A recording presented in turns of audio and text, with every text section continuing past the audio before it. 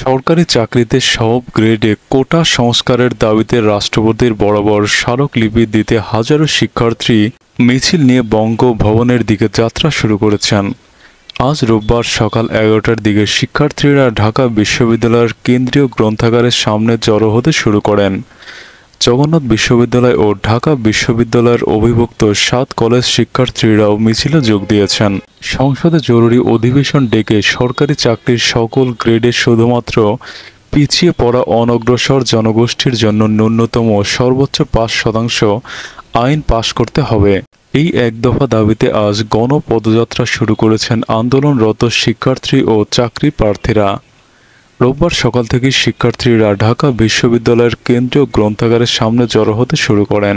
গতকাল সরকারি চাকরিতে সব গ্রেডে কোটা সংস্কারের দাবিতে রাষ্ট্রপতি বরাবর স্মারকলিপি প্রদান এবং গণপদযাত্রা কর্মসূচি ঘোষণা করা হয়। সেই সঙ্গে নাম উল্লেখ না করে আন্দোলনকারীদের বিরুদ্ধে পুলিশের করা মামলা প্রত্যাহারে 24 ঘন্টার আলটিমেটামও দেওয়া হয়। রোববার সকাল থেকে শিক্ষার্থীরা ঢাকা বিশ্ববিদ্যালয়ের কেন্দ্রীয় কর্মসূচি ঘোষণা করে বৈষম্য বিরোধী ছাত্র আন্দোলনের অন্যতম সমন্বয়ক ঢাবি শিক্ষার্থী হাসনাত আবদুল্লাহ বলেন, দাবি আদায় না হওয়া পর্যন্ত ক্লাস পরীক্ষা বর্জন চলবে। সরকারি চাকরিতে কোটা পদ্ধতির বিরুদ্ধে গত 2 সপ্তাহ ধরে বিক্ষোভ করছেন সরকারি বিশ্ববিদ্যালয় ও কলেজের শিক্ষার্থী ও চাকরি প্রার্থীরা। গত 7 জুলাই থেকে বাংলা ব্লকেট নামে অবরোধ কর্মসূচি শুরু হয়। শিক্ষার্থীরা শহরের গুরুত্বপূর্ণ মোড়, প্রধান সড়ক এবং রেলপথ অবরোধ করেন। উল্লেখ্য, 2018 সালে কোটা সংস্কারের দাবিতে আন্দোলনের পর সরকার প্রথম ও দ্বিতীয় শ্রেণীর চাকরিতে পুরো কোটা ব্যবস্থা বাতিল করে। ওই বছরের 4 অক্টোবর কোটা বাতিল বিষয়ক পরিপত্র জারি করেন জনপ্রশাসন মন্ত্রণালয়। পরে 2021 সালে ওই পরিপত্রের মুক্তিযোদ্ধা কোটা বাতিলের অংশটিকে চ্যালেঞ্জ করে কয়েকজন বীর মুক্তিযোদ্ধার সন্তান রিট করেন।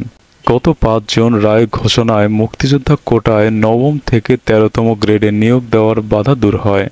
ওই রায় স্থগিত চেয়ে রাষ্ট্রপক্ষ সুপ্রিম কোর্টের আপিল বিভাগে আবেদন করেন। সুপ্রিম কোর্টের আপিল বিভাগে বিচারাধীন মামলাটিতে পক্ষভুক্ত হতে ঢাকা বিশ্ববিদ্যালয়ের নৃবিজ্ঞান বিভাগের শিক্ষার্থী ও ঢাকা বিশ্ববিদ্যালয় সাংবাদিক সমিতির সভাপতি আল সাদি ভুইয়া এবং উর্দু বিভাগের শিক্ষার্থী আহনাফ সাইদ খান আবেদন করেন। এরপর গত মঙ্গলবার আপিল বিভাগ সরকারি চাকরিতে কোটা বহালে হাইকোর্টের রায়ের উপর 4 সপ্তাহের স্থিতি অবস্থা দেন।